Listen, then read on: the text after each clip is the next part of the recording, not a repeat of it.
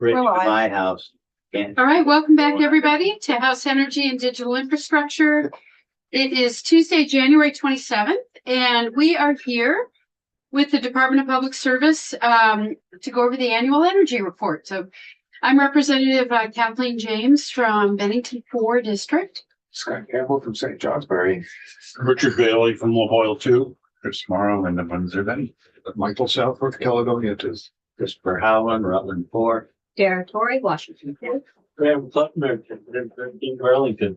Laura Sibilia, Wyndham 2. Great, and in the room. Gina Lee Perry with McGrath. Great. John Brabant from Monterey Environment. Matt McMahon with MMOS. Super. For the record, I'm TJ Poor. I'm the Director of Regulated Utility Planning at the Public Service Department. welcome back. Yeah, thank you for having me. It's almost a month and you haven't had me. I know. So, What's wrong? yeah. Thank you for having me to talk about the annual energy report. You all have a copy in front of you, and a copy was provided today to Alex here, the assistant. It is only slightly different from the annual energy report that was filed. There's one additional slide that I thought would be useful for you, and I pulled some things to the front in order to cover here in this committee meeting today. There is like 95 pages, slides here, graphics and information. We're not going to be able to get through it all today. So what I thought we would do, we structured the report this year with some key insights from the energy picture over the last year and identifying those and the data that supports those key insights, and that we could go over those and talk about them. We do have some policy recommendations that are articulated clearly in the first section here. I dropped those down to the end of today's presentation. So that just logistically we'll go over the key insights and then talk about the policy recommendations after. Really today, the intent, or what I've come to present, is to just really provide you a lot of information here for form the basis of the rest of the conversations this year. We will, talk briefly about the policy recommendations if there's time, but really I think those come in a different in the next conversation as they come up. If that works for you, Chair. If that accurately reflects our email exchange. I think that was the plan. Yes, great. Okay, thank you. I will share the screen here so everybody can follow along.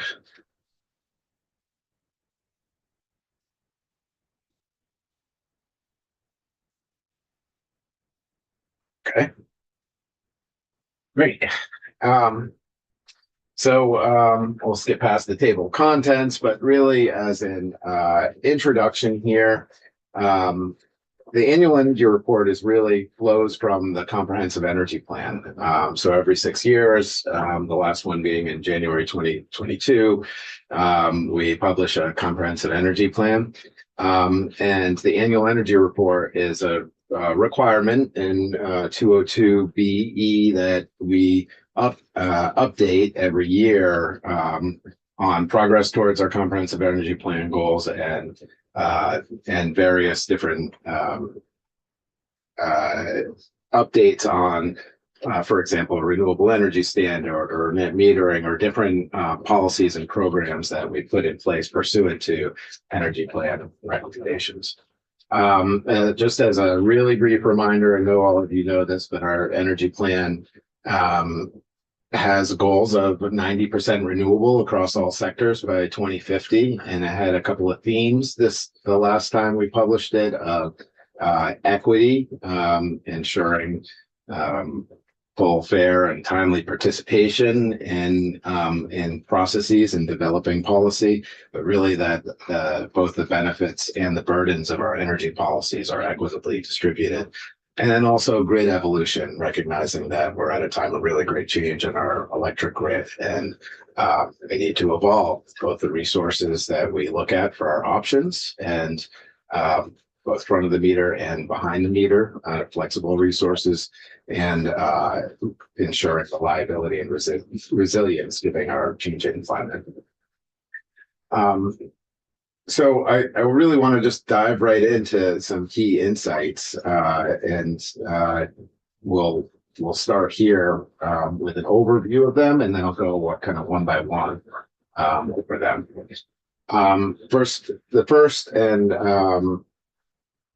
The first insight is something that you've probably been hearing and feeling in your own electric bills is that Vermont's electric rates are increasing really quickly. Had dozens of rate cases over the last few years, and our electricity cost burden is going up. I'll talk a little bit about what is driving those increases and how we fare compared to the rest of the region and the country. Weatherization progress continues, but we feel like it's kind of on a slow and steady pace. We have opportunities for more efficient delivery. Federal funding is really uncertain at this time. We saw 2025 had a lot of federal funding disruption, affected current programs, expectation of future programs, and was a big change from the previous several years. Our in-state near-term clean energy market remains really strong. We have a lot of renewable energy being cited and proposed. We have a lot of storage development in New England, and we are number one in the nation in clean energy jobs per capita. Can I ask a question about that? Yes. When you say market, you mean development? The development of new generation? Is that? Yeah. So I really our job market is what I'm meaning. Our clean energy job market. Okay. Thanks. Yeah. And then finally, that really flexible load management, the ability to shift load and better match it with our demand, really would provide multiple benefits if we aggressively advance our flexible load capabilities. Yeah. Steve, can go back. Sorry, jumped way ahead. Sorry about that.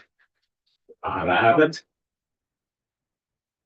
So, I'm just scanning really quickly here. Do you quantify in terms of the rates increasing quickly? What the percentage or what the overall cost is related to the regional cost pressures, the renewable energy requirements, and the storm costs? I have a slide that starts to speak to that. I don't have it broken down in kind of percentages. So it goes to the last couple of years. It's this much from as a percentage from each of those. I think it would be helpful to understand, maybe not at the minute level, but kind of at scale, like what order those are in. Right. Okay. I will talk about it a little bit here, and then I will get back to you with further detail on it. Okay. So electric rates are rising quickly. This chart here is data through August of 2025. We're updating this now, but have a vacancy over the last few months. So I haven't been able to, weren't able to update it through the end of 2025. But what it shows is that we've seen dozens of significant rate increases over the last several years. So the dots, different colored dots are different utilities here, and the scale on the left-hand side is a percent rate increase. You can see some utilities have had as much as a 25% rate increase all at once. It's a big hit for their ratepayers. And some have had multiple rate increases. If you follow an orange dot, you can see 7 and then 12 and then another 4. And so they're piling up. And it's been just about every utility in the state has been in for a significant rate increase. I have a question. GMP is about what percent of Vermont ratepayers? About 70%. And that's Oh. GMP are the green dots at the bottom. Right. And so you see they have increases in every year. What you'll see there is these are their annual adjusters in 2019 and 2021, 2022, et cetera. And then you can see multiple dots where we see they also adjust rates quarterly. And so what happens under their multi-year regulation plan is we set a base trajectory for rates to enable kind of a smooth rate trajectory for customers. And that goes through a public utility commission process where things like labor costs or some operational costs are increased by an agreed upon level. And they have performance metrics for things that are under their control. And there's kind of if they do better than the projection, then ratepayers save money and they get to earn. If they do worse than the projection, then ratepayers only pay or don't pay for, they don't pay. And then if they get to a certain threshold, ratepayers pay a little bit, but really GMP is on the hook for most of it. And so that setting that trajectory helps stabilize rates. And you can see quarterly adjustments on things that are passed through more often. You don't see them as regularly in those early years. There's been a little more volatility in some of the power supply costs. And I say power supply broadly to include transmission as well here. And because those costs have been changing more frequently and they go up and down.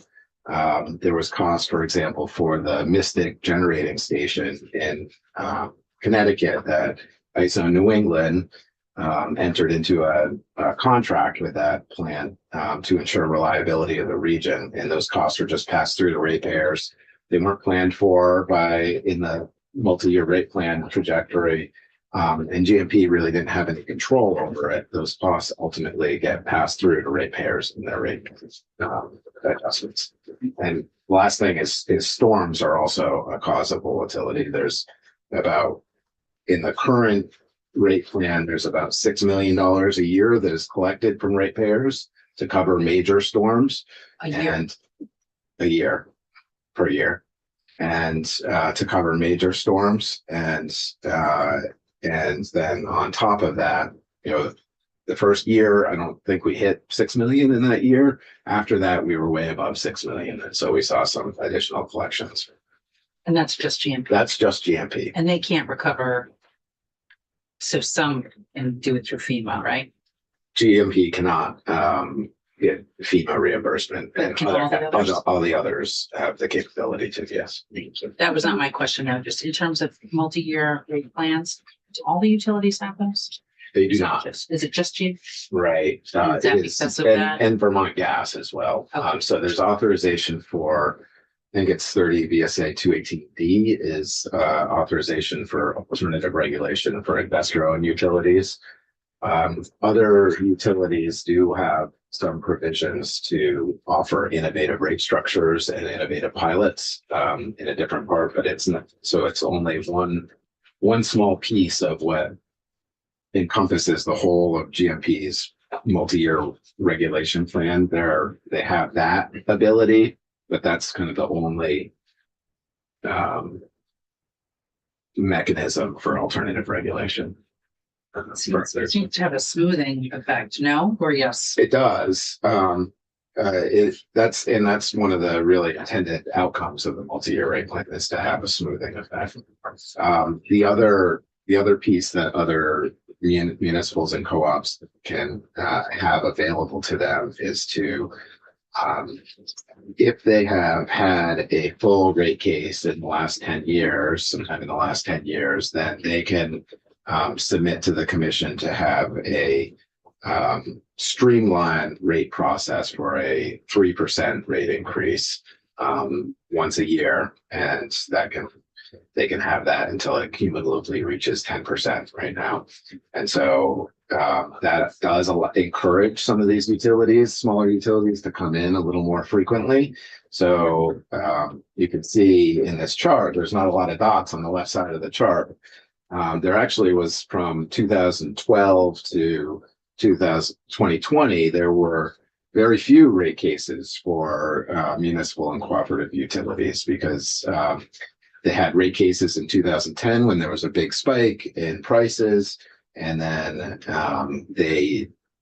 their rates were sufficient so that they didn't need to have another increase and reflect additional rates.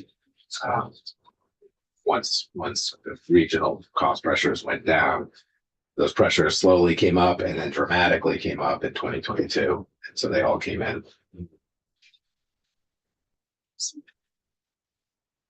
So this chart, does that include the 3% or less applications that were? It does. It includes that in here in those dots. So some of those, in 2024 and 25 in particular, some of those lower dots that aren't green on the chart here are most likely have taken advantage of that process. And then these dots don't have the same base. Correct. And Correct. so is there someplace else that the kilowatt hour? Yes. Presented? I don't have it by utility in this presentation, but I can provide that. We do have the total cost of electricity by utility. So we don't have it by their kind of end retail rate necessarily, but we have it by their total revenues collected divided by total kilowatt hours and by sector. That includes their customer charge, is the distinction there. This is a statewide picture compared to other states here. This is that total cost of electricity, all the revenues collected divided by total kilowatt hours. This is all customer classes here. This is pulled from data reported to the Energy Information Administration. Vermont is the green line here, and it's comparing to the rest of New England and New York. And it is showing that Vermont, despite all the rate increases that we've had over the last few years, that Vermont remains more stable and lower rates than the rest of Northeast. Not pictured here is the nation as a whole. The Northeast in general has some of the highest rates in the continental US. It's like California and the Northeast. Hawaii and Alaska are their own special cases, of course, but this is a good picture, I think, for where Vermont sits in the Northeast, but it has to be just taken with that caveat of where the Northeast sits nationally. The rate stability, in part, is due to the fact that we remain vertically integrated in Vermont, as opposed to other states who have restructured. What that means is that our utilities can own transmission, generation, and distribution in all three phases of electricity delivery there. And they can enter into long-term contracts for power. So we see a lot of volatility in the other states here, and that's really a lot of states, their electric distribution service companies are really only allowed to enter into contracts for power to serve their customers for 6-month duration or a year duration. And so they're really subject to whatever the price is in March when they go out to get that power again. It may be higher or lower. Yeah, like in 2022 here, in the right center of this chart, you start to see a lot of that volatility going up. That's when Russia invaded Ukraine, wholesale natural gas prices went way up, wholesale energy prices went way up. Vermont was insulated from that.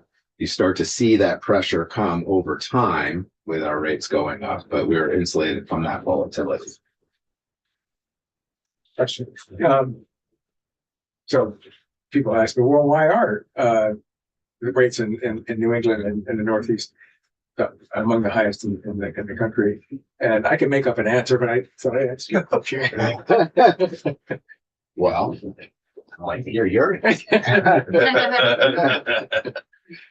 I think there's a lot of reasons for that. Our infrastructure, our capability, we don't have the natural resources that we have. And Infrastructure meaning our transmission infrastructure is older. our transmission infrastructure is, it's older now and going through kind of a asset condition rebuild, but it's also very robust, relative to some other, regions. We have really good reliability. So we do pay, for compared to other regions. Some of it is, policy choices, that, we have made that put upward pressure on rates. And then some of it is just resource availability, in terms of what generation resources are in the area. We're also really populated, Vermont aside, but especially southern New England and where most of the kilowatt hours are. And siting of any new infrastructure is challenging, whether it's a renewable resource or a fossil resource. It's really difficult to site something, and that increases costs. So I wouldn't say it's any one reason, but there's several that. Well, the reasons I would make up have to do with generation constraints. It's hard to build your generations, and also the transmission. It's hard to build anything. It's a more populated part of the country for one thing, and Maybe we should put it like offshore, maybe like wind towers or something. oh, Wow, that's a good idea. great idea. Rep Sedalia. Let's slide on. I have two questions. One is, Vermont's ability related to, so we're in New England, and the rest of the country has much lower rates. I mean, does Vermont have the ability to act?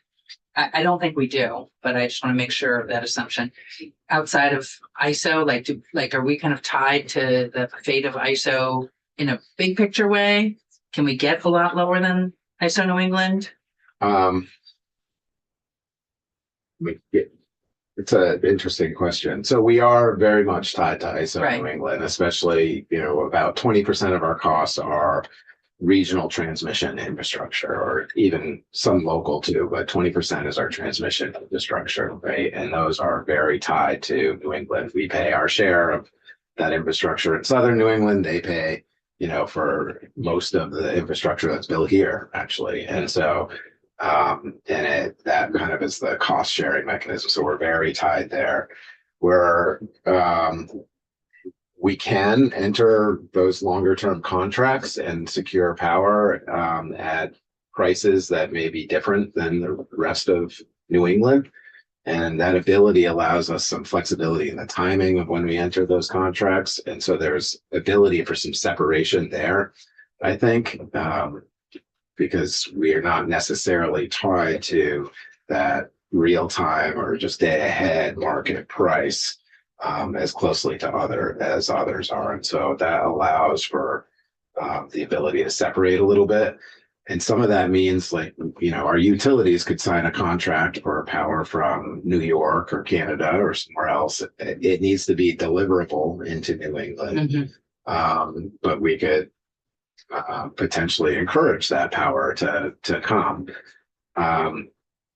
Everybody in New England is kind of looking for those right now, so I don't see that as much of a differentiator. So I'm hearing you say a little bit, Yeah, but probably not a lot. I think that's accurate. So my second question is, of the other New England states that are up there, how many of them have renewable energy standards? All of them. All of them. And they're all. Actually, I should say, New Hampshire does have a renewable energy standard, but it's not very aggressive. So, Thank you. Are you going to get into cost pressures that we can foresee in the next 10 years or so? yes, yeah. Okay, good. Two slides here, away from that. This slide is really just talking about wholesale market prices. Again, these are the really real-time prices. Yes, the wholesale price of electricity for kind of the Vermont zone here. And just another example of it going up, but we are insulated from that. So this is kind of what the real-time prices are. They went up from an average of $40 in a megawatt hour in 2024, roughly, to 60 in 2025. They're somewhat insulated from that. One portion of our load pays that, but it eventually impacts us down the line when we enter into new contracts. The benchmark is, well, what do we think these prices will do, or what have they done, and what do we think they will do? And again, you see that big spike in 2022 that caused the volatility on the last slide for other states. Okay, cost drivers. To your question, Representative Campbell. One of them is this RNS rate forecast. This is the RNS stands for Regional Network Service. These are charges for both transmission in the region. And as I said, there's a lot of asset condition projects, old transmission that is being refurbished. And there are some, but not that many right now, reliability related projects that all go into this rate, and costs are shared across the region. I circled this forecast here. This is showing what it is in 2025, what it was in 2025 and 6.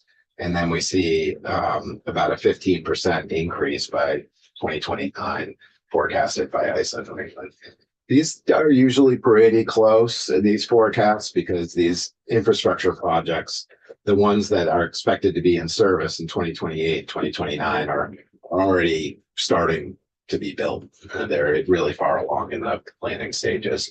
So we can expect that to really be close to accurate. I think if I had put in here what the rate was in 2019 to give you a 10-year picture, they were about $110, $111 a kilowatt year, or about 1.7 cents a kilowatt hour, to the equivalent of the circled line there. So roughly in 10 years, they will have roughly doubled. So these are a really significant component of costs. We are really working hard regionally to get a handle on these. There's really a lack of transparency and accountability by a lot of regional transmission providers that the Department of Public Service has really been pushing hard for ISO New England to host what they're calling an asset condition reviewer. I'm not sure. I know ISO was in, I think they were in this committee. If Sarah, Ms. Adams talked about that. Okay, so I won't go into too much detail, but this is a really big deal that we pushed really hard for, and really took a lead with the regional states. I'll give a shout out to Velco, who's been very helpful by nature of their structure, where they are owned by all of the utilities in the state. They have a little different mindset than the other transmission owners in the rest of New England, and they've been very helpful in helping us articulate, hey, this is not hard. You can be very transparent about what these costs are and providing cost comparison points. And companies like Eversource and National Grid, who have billions and billions and billions of dollars of projects that are going into these rates, are now going to need to be more transparent and accountable to their costs. And so we're working hard on that, but we do still see an increase here. On the left, there's a picture of storms. I don't have the specific storm costs here for you today. I will follow up with that to Representative Sebelia's question. And I'll put the transmission costs in, absolute dollar terms as well, so you can compare everything here. I think that would be really important info to have, because I feel like we talk a lot about these three drivers, of electric rates and electric costs, but I feel like I don't have the ability to stack them up and see the overall impact of regional transmission costs, storm costs, and then policy choice costs. Right. It's hard to see how they compare. Yeah. Understood, and I will do a better job. I'll follow up and I'll follow up with the committee. And then if you have questions about what I follow up with, I can happy to come back in and talk about it. Yeah.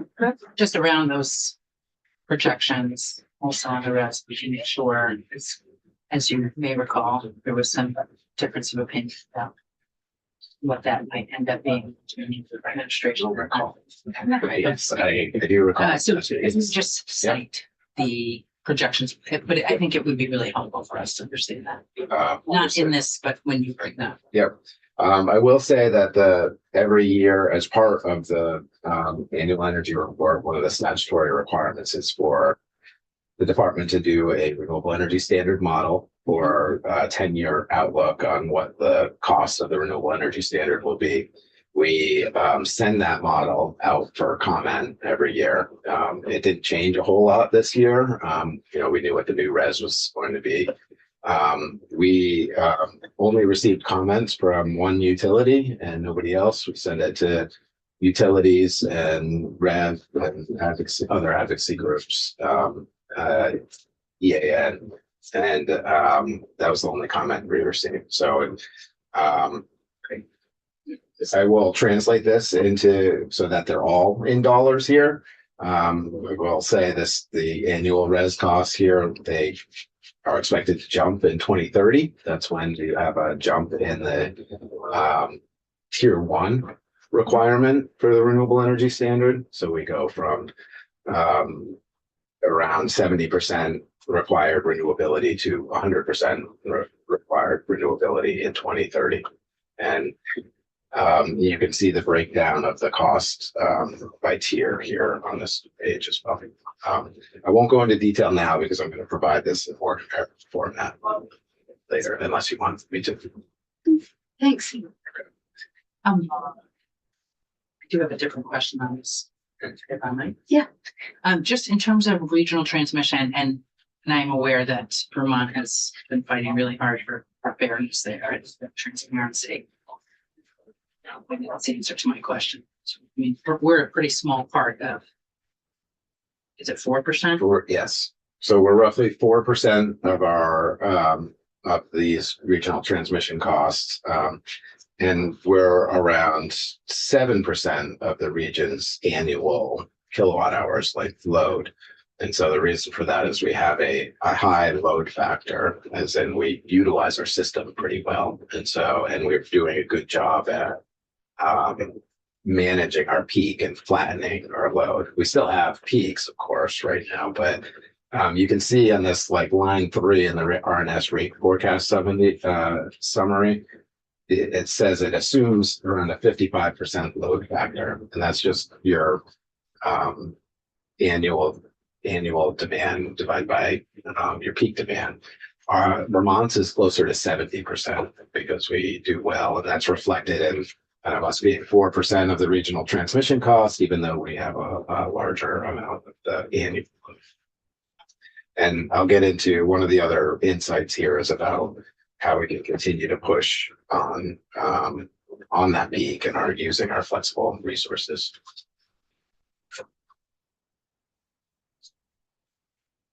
Okay, so I'm going to transition to weatherization here. It remains slow and steady here. I think you've had presentations in this committee on weatherization, so I'll go through this relatively quickly, but we're at about 41,000 homes since 2008 that have been retrofitted relative to the goal that has been around for a while of 120,000 by 2030. We are not going to make it.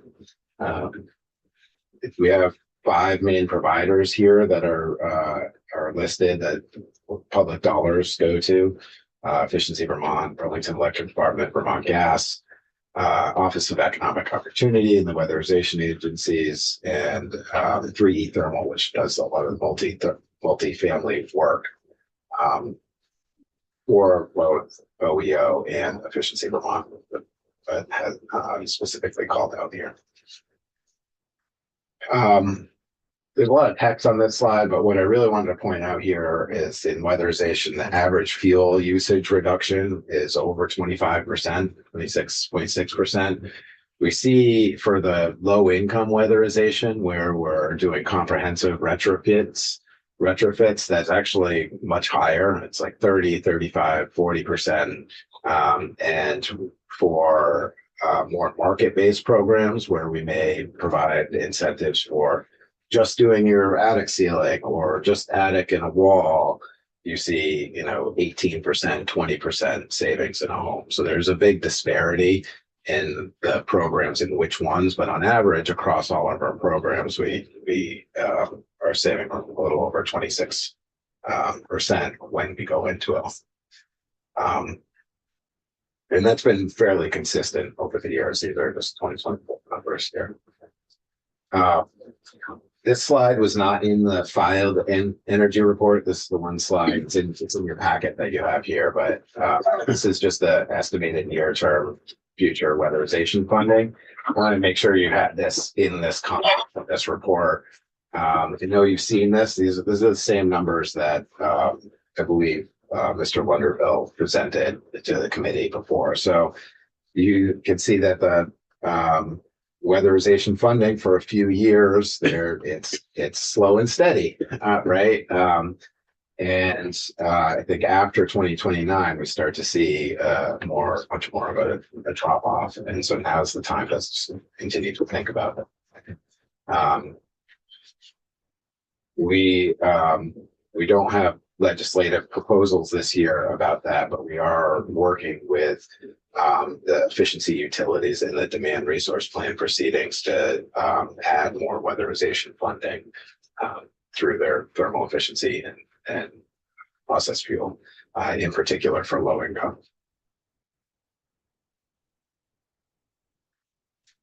The other thing I wanted to mention about weatherization, it's really about all thermal and end use programs here and energy saving programs. And there was the Public Utility Commission did a investigation about energy burden, and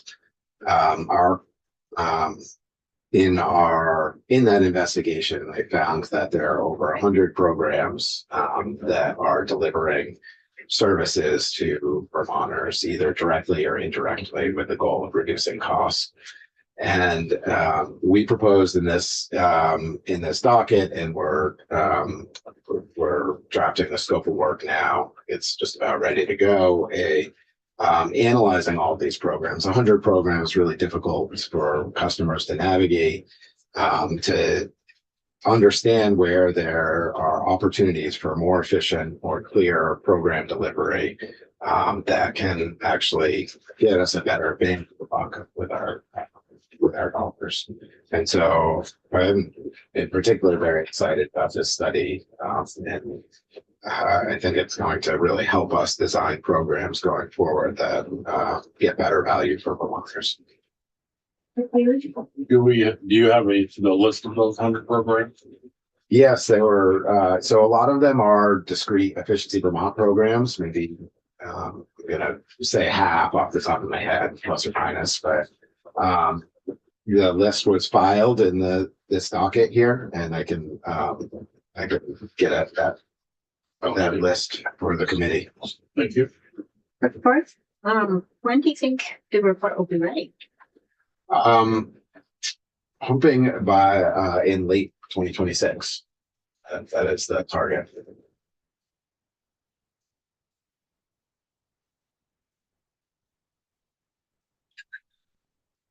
And of those 100 programs, do you have a sense how many are state government, local government, independent, nonprofit? I think most of them are publicly funded programs, state with state funds, whether they're ratepayer or taxpayer funds. That was the genesis of that. So there are some. I think there are some that are independently funded or federally funded outside of kind of state government, but. Thank you. I'm thinking back to Act 142 and the inquiry into whether Vermont should have a statewide energy program to have a little more efficiency and your department had some suggestions. So can you quickly summarize your takeaways from Yeah. how that would relate to this effort? Well, I think one of the biggest things we suggested was to examine whether we should have a navigator for customers to help customers get through the process and go to the right place. And I think it can be really challenging, even for me at my house. I want to make an investment and I'm really not sure who I should call. And it can be, and I work in this policy space every day. And so really having somebody that can help, that's an independent voice that can help. We want to explore that. I think as far as the study goes, we really think we should look at what are those threads first to understand, do we need all of these programs? Should some of them be combined? Are the goals of tier 3 and weatherization or the efficiency utilities overlapping such that it's creating additional costs and confusion in the marketplace? So I think this is this evaluation kind of the process of our program delivery is step 1. And then step 2, we suggested, well, if we have anything like what we have now, then a navigator could be a good idea. And there have been some pilots in that space. I think the Climate Action Office funded some. I think they were hosted at Capstone, excuse me, navigators to help low-income customers. I think we can help evaluate and understand the barriers or the challenges and opportunities from that program going forward as well. I think another example is this is going back a while from my particular experience, but I think they still do this is NeighborWorks of Vermont offers a lot of help for low-income customers, Western Vermont. And they did a lot of work in the Rutland area. A lot of that was federally funded. And so there's the challenge of making sure that you're getting enough efficiency so that you can actually help pay for the navigators and that process as well. So hopefully I answered your question. Well, it sounds like this report's going to be really helpful. I hope so. Yes. Improving delivery. Yes.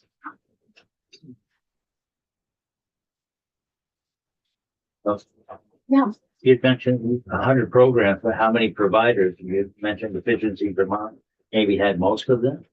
Yeah, I think they had roughly half. So I think the providers that I listed earlier on weatherization, but then you also have all of the utilities and tier 3 programs. You have all the weatherization.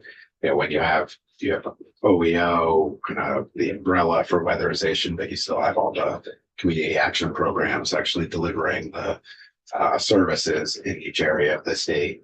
You have multi-family providers. So there's I don't have a specific number, but it's dozens.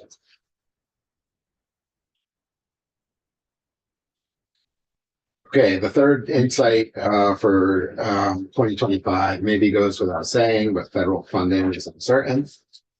There's a lot of slides on specific federal funding programs in the annual energy report. I did not go through them all here today.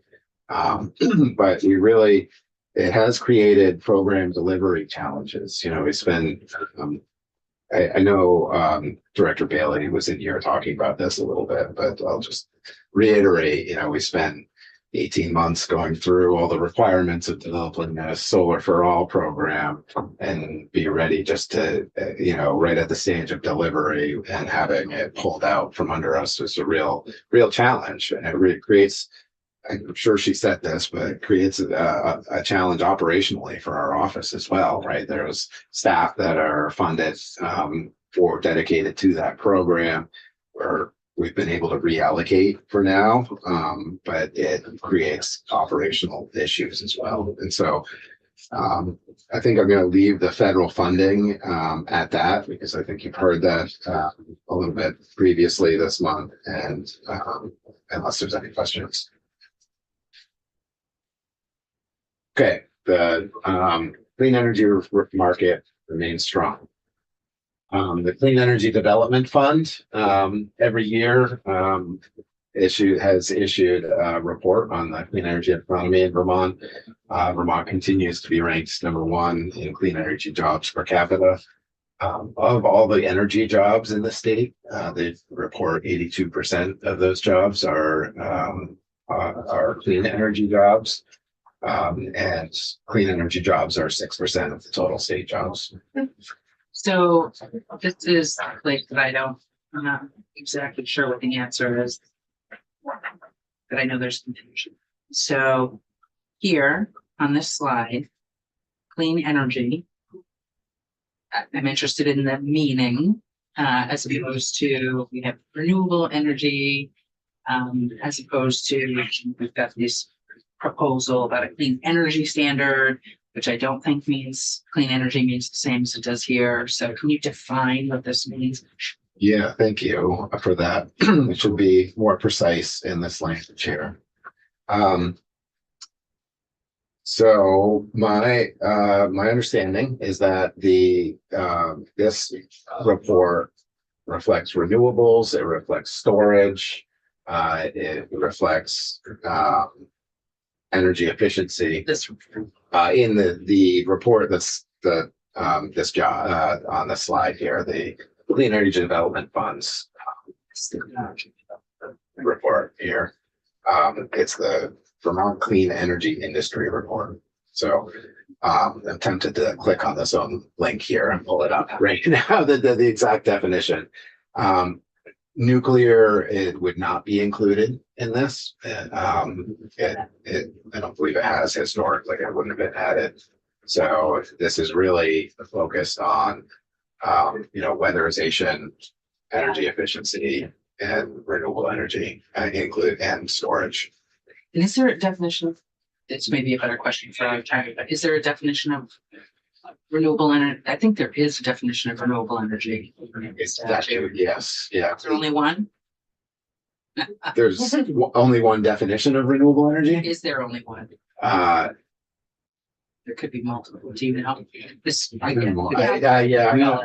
probably I don't. Mellon thing. I don't know. I'm most familiar with the one in 8002, 30 VSA 8002, which lists it's any resource that produces energy faster than a natural generation rate. Do you know if there's a definition for clean energy? I don't believe there is. But I'm not sure. So what I was going to say is nuclear would not fall in that definition of renewable, Or in this report? And it's not also in this report.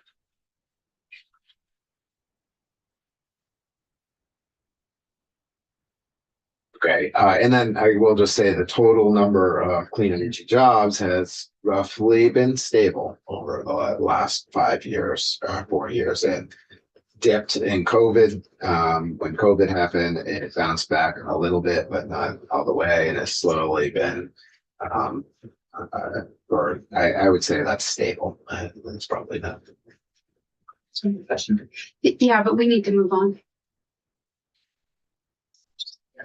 That was yes, but Okay, so just with the amount of federal dollars that have come in, I'm a little surprised by this. Do we think that there's still a lag? We might see an increase in the jobs, or no? I don't, not sure. I'd like to see an increase of the jobs, but I don't want to put my hope on here. I think a continued steady, really slow but steady increase is frankly most likely here.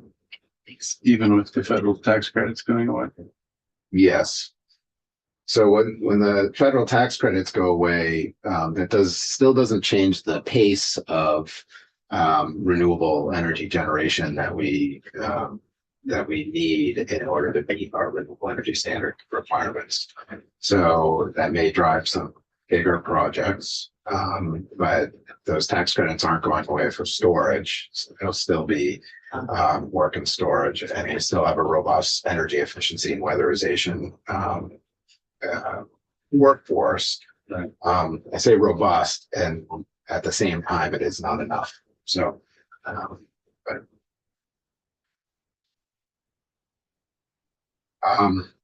okay, so we're seeing on this slide, we have our penetration of renewable energy.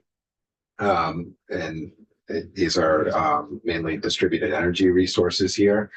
Can't actually see the total here. 600 megawatts of solar in the state on a less than 1,000 megawatt peak. We have, and you can see the other renewable deployment. Those are all size deployment.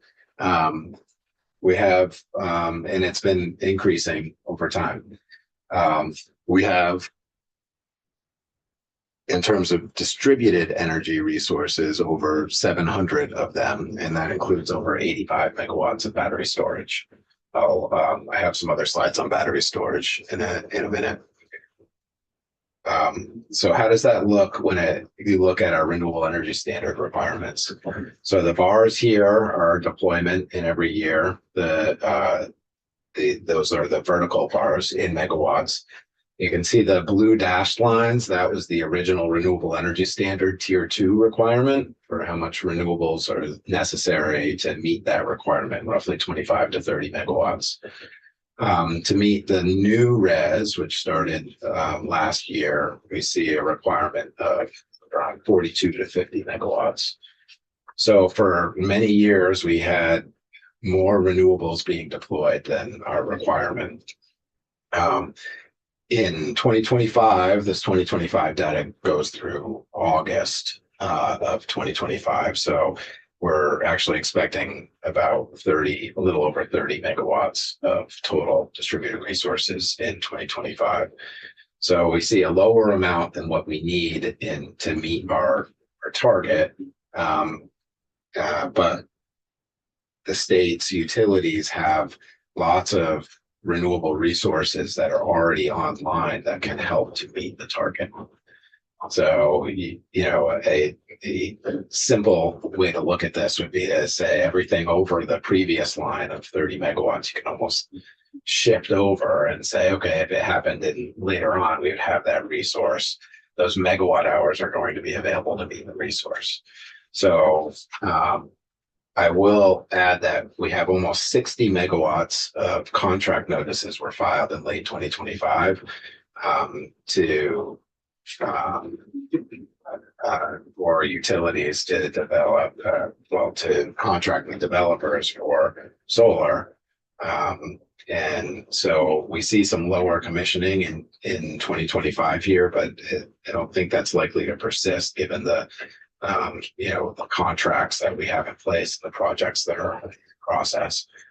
Part of that, I think, is due to the tax credits expiring. Those are, developers have until the end of 2027 for commercial projects to be fully commissioned.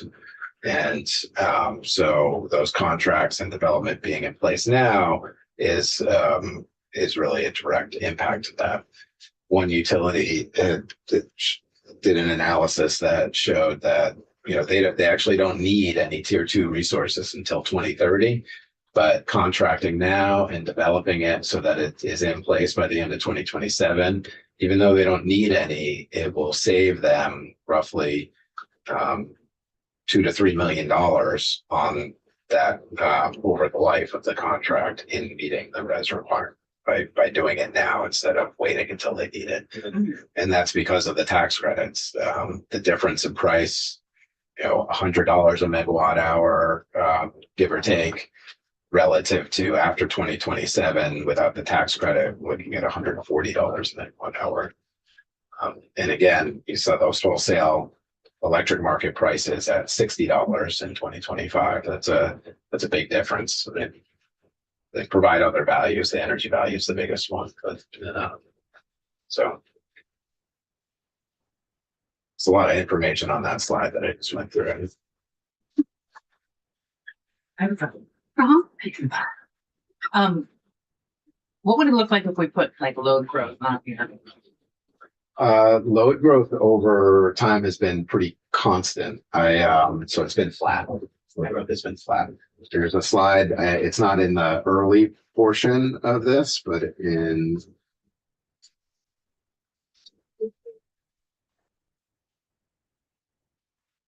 see. We have to find it as quickly as I thought.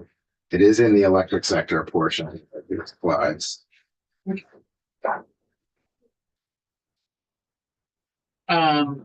Yeah. This. There it is. 41, slide 41 of the sphere packet. You can see the historical load growth. In fact, I could probably go to it here. So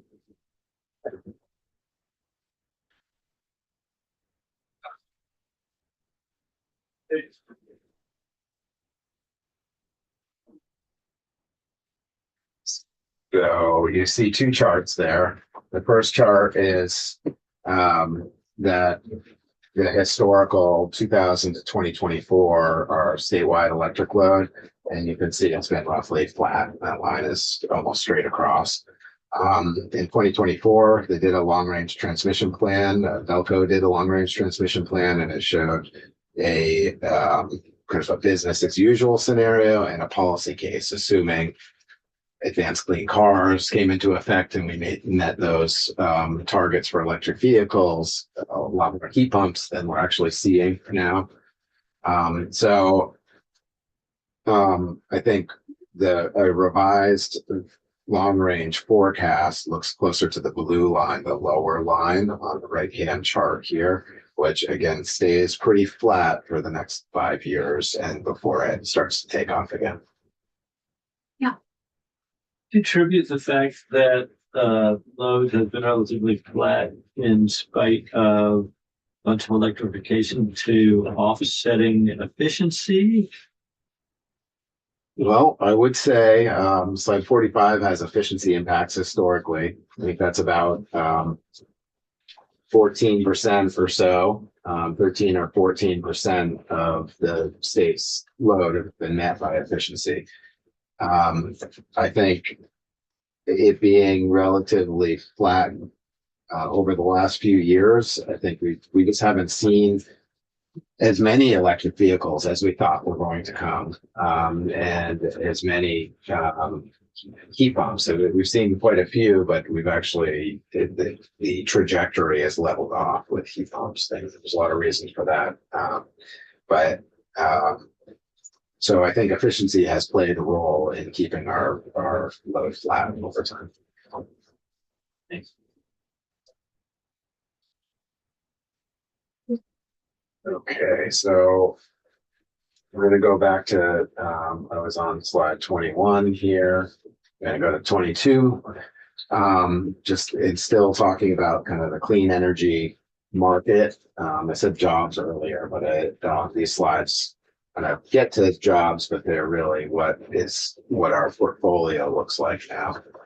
And so in 2024, our electric power mix, based on our physical delivery, so our entitlements, our contracts, or ownership of power it's 91% clean. That includes 19% of nuclear contracts and ownership with nuclear power and 72% of renewable resources. So in this case, clean is nuclear. In this case, clean does include nuclear, yes.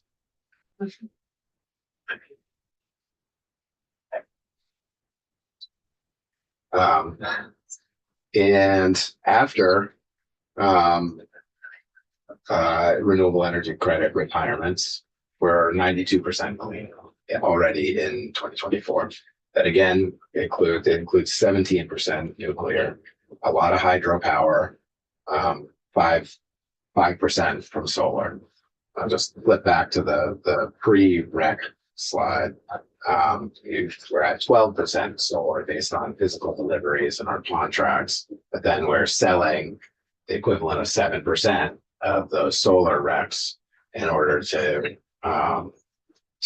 reduce rate impacts, right? Get revenue from those recs, but we have them available to meet future res requirements. Those will come at a cost because we'll no longer be selling them, but the resources are available. So both before and after the renewable energy standard and before and after renewable energy credits are retired, we're over 90% non-emitting at the site for combustion. Just want to be clear, not argumentative, teaching, but on this slide, renewable / clean energy credit requirements. Is that, so we don't have a clean energy credit. Do we have clean energy credits as opposed to renewable energy credits? So we do not have a clean energy credit requirement, but utilities do retire the nuclear attributes in the regional tracking system. So those attributes become part of the portfolio as they're counted in the greenhouse gas inventory and our progress towards our Global Warming Solutions Act requirements. So that what gets counted in there is our post renewable energy credit disposition mix. This slide is what gets counted in there. And so in order to count those nuclear attributes, the utilities actually have to go into the system and say, these are ours. I'm claiming these as Green Mountain Power or Mon Electric's credit. If they don't claim them, then they go into the residual mix, which is that 8% brownish number there. That's kind of the mix of unclaimed attributes in New England. And there are some nuclear attributes in that mix. And it's mostly natural gas. There's some like oil and coal in there. There may not be any coal left. In 2024, there may be a little bit, but the last coal plant in New Hampshire retired recently. So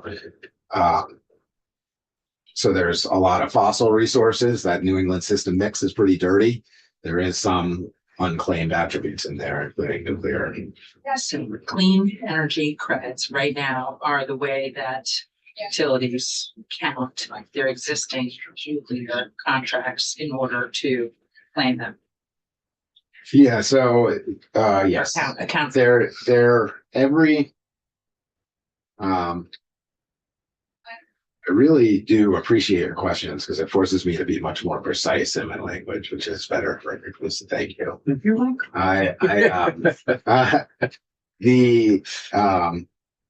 Every megawatt hour generated that is imported into New England has an attribute associated with it. And so here I'm referring to them as clean energy credits.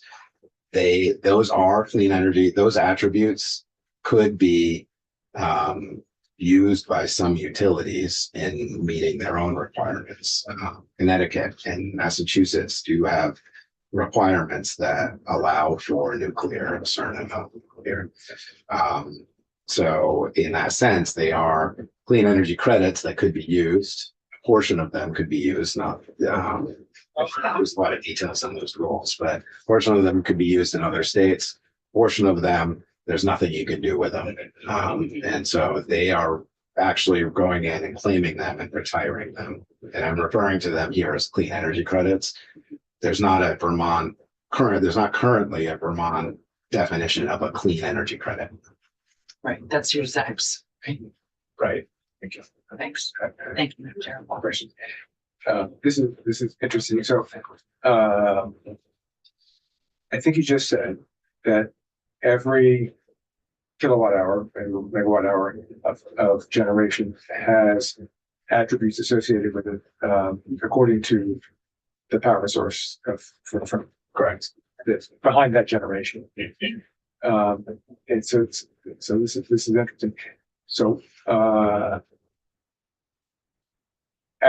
those attributes from renewable energy have value and can be sold or traded on a market. Do the attributes from nuclear power generation have value? Do they bring in revenue from our utilities that purchase that power? They have not. So, could they? I think there's a portion of at least one of the nuclear plants that would qualify for some of those southern New England states, but there's very specific rules and it caps it, and it's not the whole plant. So It's not the whole. it's not the whole facility like that, or it's not the attributes associated with all the generation that the facility could Okay. make. So it's only like a small portion of them. And so there are a lot of nuclear attributes available for a small requirement that would, so the value of those are really low. If that makes sense. Yeah. There's a lot of supply of them, and the requirements in other states are small, and so they're capped, and so a lot of supply, low demand, low value. Yeah. The attributes from gas generation and I guess gas generation. What happens to those? Are those what has to be offset with renewable energy credits? Those don't have value. Some utilities claim them in their system. The Burlington Electric Department actually claims the few megawatt hours from its peaker plant that it barely runs, but there's a few megawatt hours that they often have, and they claim those attributes. They say in the system, they say, yes, we had these, and then they retire additional renewable energy credits to cover that. Those. So you say claim them, is that in fact just means admit to them? Yes. Yeah. So all of the most of the natural gas generation in New England, nobody has a reason to raise their hand and say those are mine, right? Because they have no value anywhere, and so they go into this residual mix. So it's like the leftover from everything is claimed. Right, and some nuclear is in there too, because again, it has no value. Exactly. Okay, that's it.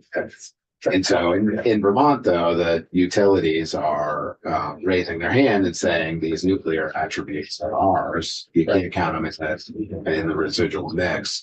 They're ours. And so instead of our portfolio being 25% the New England system mix, it is accounting for the nuclear, and our portfolio is only 8% of that dirty system mix, the residual. I see. So at present, the utilities in Vermont have to purchase or trade regs to cover the attributes of nuclear generation. Is that correct? They will starting in 2030. So right now the requirement is I think it's either 63 or 67% is the renewable energy standard tier 1 requirement right now. Right. So when that goes to 100, it just jumps to 100 in 2030. That's when they'll have to buy renewable energy credits to kind of cover up the nuclear portion of its portfolio. Okay. So as it is now, since they're purchasing less than 37% of their power, less than 37% of their power is from nuclear, they don't have to cover those purchases with regs. Right. Correct. Yes. And they don't until 2030. 20, correct. And they have contracts for nuclear that go out to 2034, 35, or ownership that goes out forever, a small portion of Millstone. But I get to your point in the administration's proposal for a clean energy standard, when we say $20 million of savings, that's from 2030 to 2035. 1 million megawatt hours of nuclear and $4 a megawatt hour just covering it up. So savings of 4 million a year, not starting until 2030. Correct. For 5 years. And that $4 is a low estimate. Prices right now are at $4.50. And I think, I think it's a conservative estimate, but it's 2030 to 2035, 5 years. Yeah, $4 megawatt hour, that's $4 million a year, $20 million. Right. Okay, good, thank you.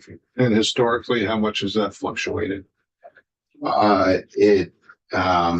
Back when the res was originally passed, those costs were under $1. They have spiked up to almost $10 a megawatt hour. And they've been for the last, I'll say for the last year, a little over a year, have been around this $4 to $5 range. So we'll say other states have increasing requirements for existing renewables also. And so that puts pressure on the supply of these, pressure on the supply, right? There's more demand with the same amount of supply of credits that creates upward price pressure, just the supply demand balance. How are we doing for your slides and for the comments? I have about 4 or 5 more substantive slides that I was going to go through Okay. in 15 minutes. I think you can do it. Great. Great. So I just want to make sure I know I already asked this, but I just want to be crystal clear. So and I know we're not having an in-depth policy discussion right now, but I just want to make sure I'm understanding that in shifting from a clean energy standard or from a renewable energy standard to a clean energy standard, no savings could be realized until 2030. It's not an immediate cost saving. Correct. Okay, thank you.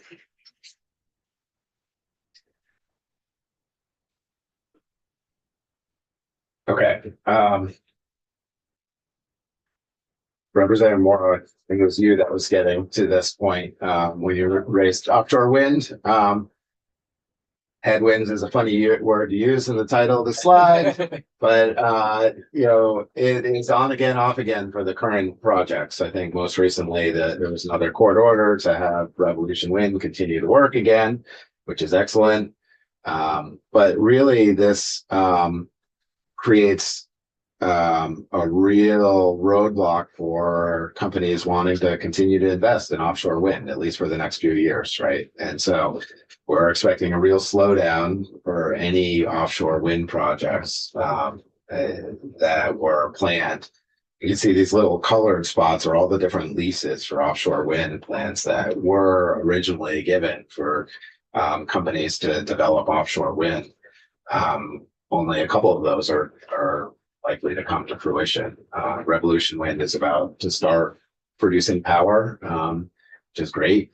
And Vineyard Wind is producing power now, not at full capacity, but is producing power, which is excellent. But those two are probably the only ones that are going to happen in New England for a while. And so there was an expectation, especially with Tier 4 of the renewable energy standard, that offshore wind was going to be a resource that was going to be available in the 2030s, right? We didn't know exactly when, but and that is that's pushed out several years at least. And so we just need to highlight and be wary of the options that we have for new resources. States are exploring some onshore wind resources. Maine has just issued a request for proposal for 1,200 megawatts of onshore wind that the department has facilitated Fremont Power and on behalf of other utilities, their participation in this. We're not really a contracting entity. I think we could, but better off with our utilities doing that evaluation. And so the point here is that we're working to expand our options for our utilities to evaluate the least cost ways to meet our requirements going forward. And we also did that with Connecticut issued an RFP to try and take advantage of the tax credits, and we were able to get our utilities some optionality in that. They don't have to take power if it's too expensive or if it doesn't meet our requirements, but they're in the game, which is helpful. More options allows us to make the least cost option. And then Connecticut, is expected to issue soon, another request for proposals for clean energy resources. And that would include, in that definition of clean, it would include nuclear, and other non-emitting resources. Yeah. We have too many questions. Do any of our utilities have contracts with Vineyard, or No, not that I'm aware. So, Vineyard's the only one that's operational?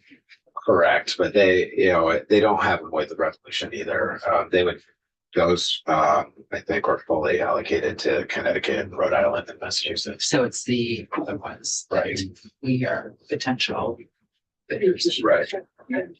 And these ones, they do have value to New England as they come in, they lower market prices, and provide a resource in the winter, which is excellent. So it has value to Vermont just from being built. So we're rooting for these and participating in New England States Committee on Electricity, supporting our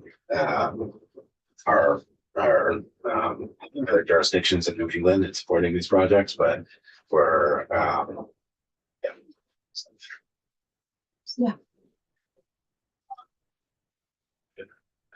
Oh, I thought you had a question. I'm good. Just answer that. Great, okay. Okay. This is what our renewable energy standard compliance looks like. It is really mostly for tier one. Most of the attributes that are retired are either Hydro-Quebec or other hydro. So of the 72% renewable, of the over 70% renewable, almost 90% of that comes from hydro resources. And then you have a tier two slice there that is broken out on the right, and you can see most of tier two. That's the in-state renewable generation, new renewable generation. Most of that comes from net metering. Okay. So the last insight here, just the variability of load and generation is creating a lot of challenges and opportunities that underscore the need for flexibility. I've shown this slide before. It's actually not a new slide this year, but some of the analysis that was done a couple of years ago for the renewable energy standard, that chart on the bottom left, is just looking at the imbalance in supply and demand, right? In the summer months in 2035, under a scenario that's reasonably close to what we ended up with, has in May in particular, we have over 40% more generation than we need. In September, we have 50% less generation than we need. So our renewable energy standard is on an annual basis. But just recognizing that generation comes at certain times a year and the load is at different times of the year.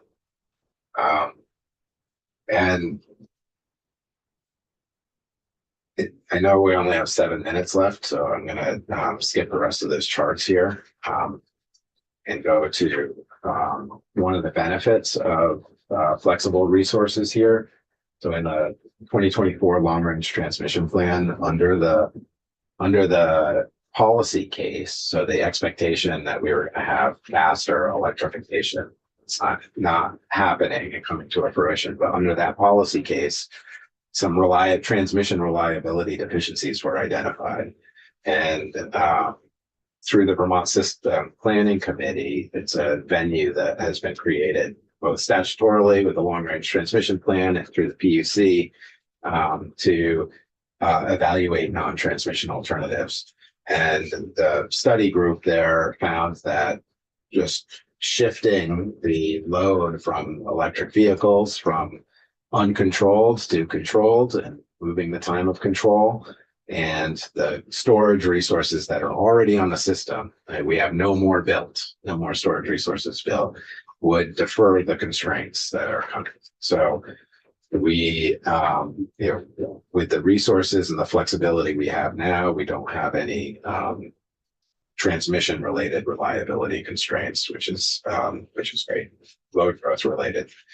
We're really analyzing the lead utilities, analyzed it really on a temporal basis, and found that the number of hours is really important to evaluate and know when they are. And so we really need to, all of this is to say, we have the opportunity to shift load a little bit to better balance our system. The chart on the top right is really a load shape over the course of a year. And you can see there's only a few hours where there's actually load above the constraint. The constraint is the orange line there.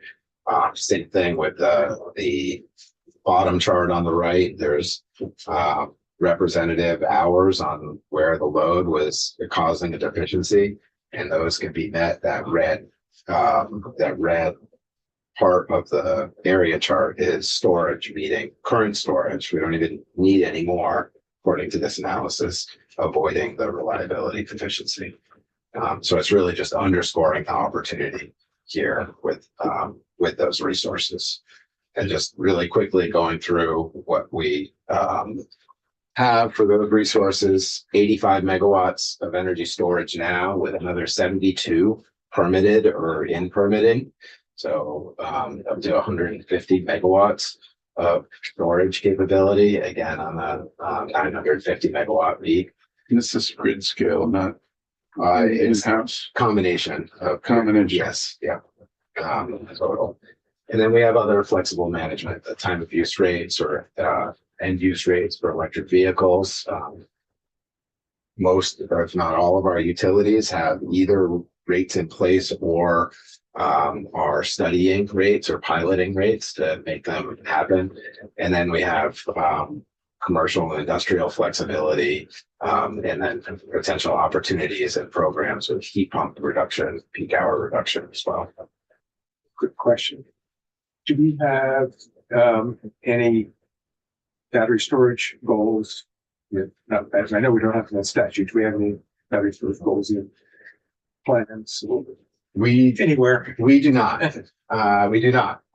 Here's in context here, we do have other states in New England that have those goals. Yeah. We have, as a percentage of peak, we have far more storage than those other states now, and up to almost 20%, 19%, including what's in construction or permitting. Whereas other states, their goals are as a percent of summer peak. Only Rhode Island has a goal for something higher than what we already have. That makes sense. So we are deploying storage really quickly, and in the context of New England, much faster than our counterparts in New England. Is there a ceiling on how much storage would be ideal? That's a good question. I don't know. There probably is. Once our load gets, perfectly flat and our load factor is 100%. But it really depends on what's cost effective as well. I think those, one of the first slides, those transmission rates that I showed you all, that's a real opportunity to avoid those rates. And that's one of the biggest economic benefits of storage. So when we ask the utilities for a benefit cost analysis to say, hey, you want to do this program, show us that this is worth it, or you want to put this solar in, by far the largest value is avoiding those transmission costs, those regional transmission costs. Is what's second? Peak shaving? There's capacity value. So the annual peak is probably second, but a distant second. And then there's frequency regulation markets. So some other markets that they can participate in that help. That effectively is peak shaving, those two, like avoiding that regional peak. That's the monthly peak in every month. For the state, you want to avoid that, and then you have lower costs. And then the capacity market is the annual peak for ISO New England. So that effectively is, both of those are peak shaving. And then I think we need to wrap it up. Rep Tori and then Bailey. I was just thinking with storage in this study, did you consider EVs themselves as storage, as vehicle to grid eventually? Batteries being able to. Well, this was really what was permitted and either online or permitted or under construction. And so no, we didn't count any. There may be some pilot or small scale there, but we don't. They aren't in these numbers, and we haven't projected going forward here. And do you have a map of all those, where all these storage facilities are around the state? For No. location? We do not. I think the utilities do know where those are. We don't have one map, but the utilities will have where each of their own projects are, and that is something I'll think about. We should develop. But we don't have it. That publicized. But we won't have. What we wouldn't want to publicize for sure is which customers have them in their homes, right? We could have it, and that's and not an insignificant portion of its total number. Real quick. Any large storage facilities been retired? Been retired. I don't believe so. So the one that comes to mind is Morrisville's Green River Reservoir. I believe it's retired yet, but that was able to pond and produce a megawatt or two on demand to avoid peaks, but new FERC license and water quality regulations have caused that to them to not be able to do that anymore. Think any storage facilities been retired? Not that I'm aware of. All right. TJ, thank you so much for being here. You're welcome. I didn't get to my policy recommendations. I think you may have heard some of those. This is the last slide, but Okay, sorry, I don't want to cut you off. if that's okay. So you've heard some of these, but one is a clean energy standard. This is just a common sense reform to us that will reduce cost to ratepayers without impacting our greenhouse gas emissions. Number two is to take a look at the RES regional requirements in light of the federal policy changes that reduce the amount of offshore wind that is going to be available and the investment tax credit. So understand the availability of resources and their costs. Three is to better allocate our current resources to low income weatherization. So we want to do that study, be more efficient, better allocate our resources and support weatherization. And we're doing that in our advocacy and efficiency utility regulatory processes. Four is to continue to facilitate flexible resources, which I just talked about. And then five is to continue to advocate on these regional transmission costs, which are really cost drivers here. So the first two are things that I will be talking about in the legislature, I hope. And the other three are things that we can take action on and are taking action on and want to keep you apprised of and updated on as we go forward. Thank you. All right. Thanks very much. Thank you for the time. Thanks. Thank you. Always a pleasure. Yeah. I never should have just said 2 hours. It's TJ. Yeah, right. Take the week. Yeah. Thank you for limiting it to an hour and 45. Yeah. Very interesting. Yeah, it's always very I mean, if we had interesting. more time, I'd ask more questions. Yeah. Yeah, I do All right. appreciate the questions. Thank you. Thank you so much, TJ. We have our, Do you need a break?